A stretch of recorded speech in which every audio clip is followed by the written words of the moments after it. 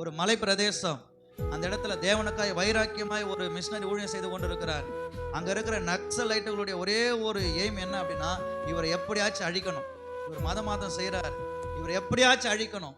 ஒரு நாள் அவர் ஊழியத்துக்கு போகும்போது அந்த மலை பாதையில எங்கெல்லாம் அவங்களால அந்த கண்ணி வெடிகளை வைக்க முடியுமோ அங்கெல்லாம் வச்சுட்டாங்க. வச்சுட்டு தூரமா நின்று பார்க்குறாங்க, எப்படியாச்சும் சத்தம் கேட்கும், உடல் சிதறி கருகி சம்பவ இடத்துல தூள் தூளா அந்த மிஷனை சாகுவார் என்று சொல்லி அநேகம் மணி நேரங்கள் கடந்து அவர் போன பாதையிலே மீண்டுமா இந்த பக்கம் வராரு. அவங்க பார்க்குறாங்க, நீங்க எந்த பக்கம் போனீங்க? இந்த பக்கம் தான் பிரதர் போனேன்.